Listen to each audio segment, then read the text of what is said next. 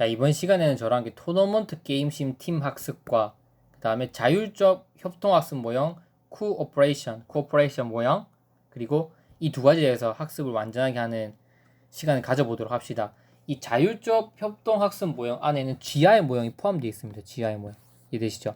이 GI라고 하는 거는 근데 이 GI 모형은 뭐냐면 그룹 인베스티게이션인가 해가지고 집단 조사 모형이거든요. GI 모형도 아마 학습하다 나올 수 있는 이건 뭐다? 집단 조사 모형이라고 한다. GI 모형.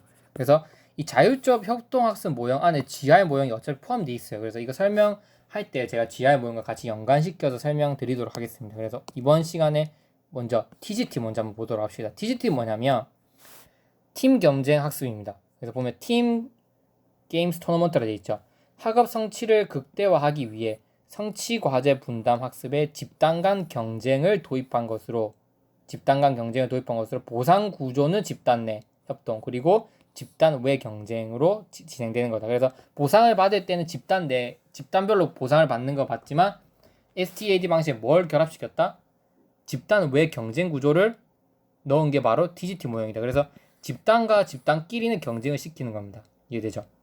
이 집단 내 친구들끼리는 뭐다? 협력하되, 집단 내 친구들끼리 협력하되 집단과 집단끼리는 뭐다? 경쟁을 불러일으키는 거예요. 그래서 협력과 경쟁이 공존할 수 있도록. 왜냐면 그냥 꼭 솔직히 말해서 이렇게 하는 방식이 옳은 건 아닙니다. 왜냐면 앞에 우리 보면 TAI는 어떻게 자기네들이 사전에 설정해둔 목표치보다 넘으면 보상을 받잖아요. 맞죠? 하지만 그렇게 사전에 자기가 설정해둔 목표치를 낮게 설정할 수도 있잖아요. 그러면은 보상을 받으니까. 그래서 어떻게 하자?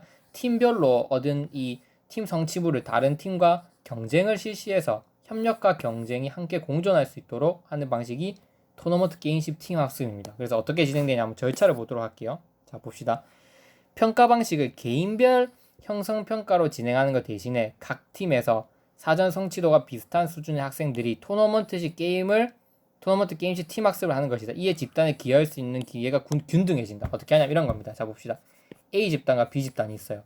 A 집단 안에 사전 진단 검사를 실시했을 때 50점인 학생이 있었고, 60, 70, 80 있었어요.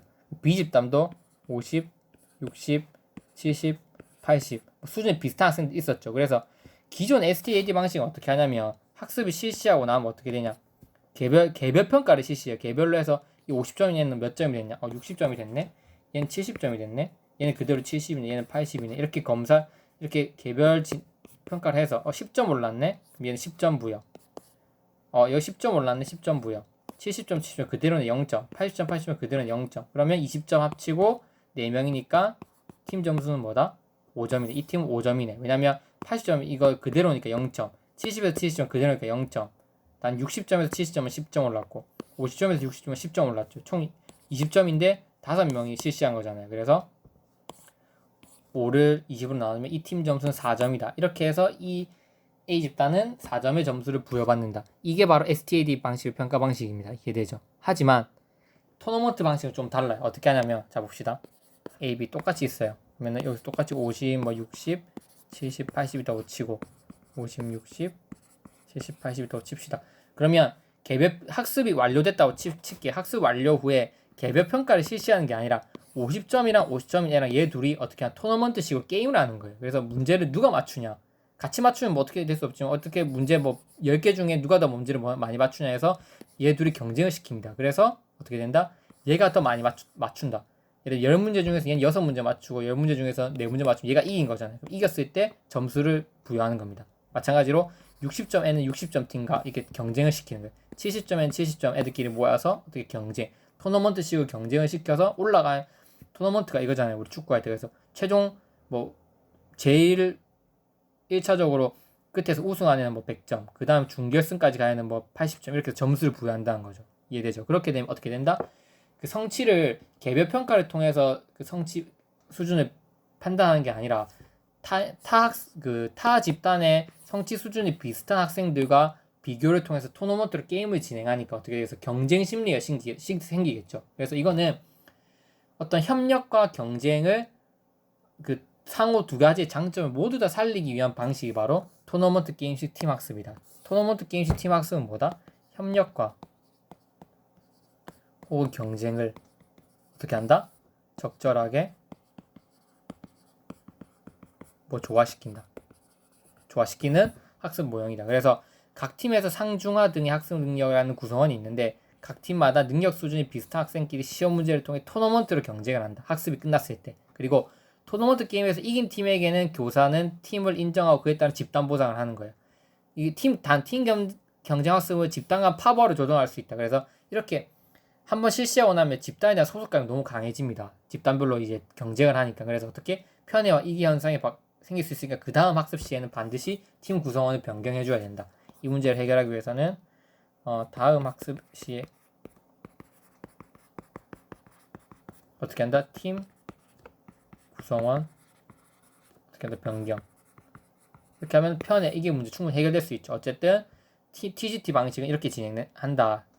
그래서 여러분들 학업 성취를 극대화하기 위해서 집단 간 경쟁 체제를 도입해서 보상 구조는 집단 내로, 그다음 집단 외로는 경쟁 구조를 취한 방식이 TGT 방식이다. 이렇게 정의를 반드시 외워주셨으면 좋겠고요. 절차 같은 경우에도 어렵진 않아요. 그래서 학습이 끝난 이후에 어떻게 한다?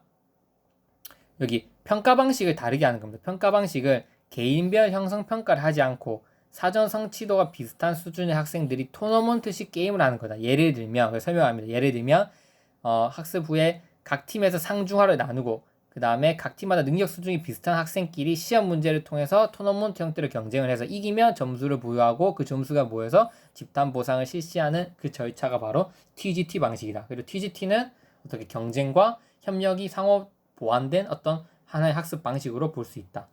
이렇게 이해하시면 됩니다. 이해되죠? 어렵지 않죠? TGT도 만약 이거 시험에 나올 확률이 있을까 한번 생각해 봤는데 충분히 나올 수 있죠. 왜냐면 어떤 교사가 협동학습을 진행했는데 경쟁 없는 협동학습과 협력을 위주로 한 협동학습만 진행시킨 거예요. 그 과정에서 뭔가 문제가 아이들의 어떤 동기가 저하되고 학습 능률이 좀 떨어지는 문제가 발생했다고 칩시다. 그러면 이것을 해결하기 위해서 어떤 경쟁이라는 요소를 도입해서 학습자 동기를 끌어올릴 수 있는 어떤 모형을 적용해서 서술이라 이런 식으로 나오면 반드시 여러분들 머릿속에 TGT, 팀 게임 토너먼트라는 TGT 방식을 머릿속에 떠올리시면 됩니다. 이해되시죠? 그 다음에는 이제 자율적 협동학습 모형인데 이거 끊고 한번 가보도록 하겠습니다.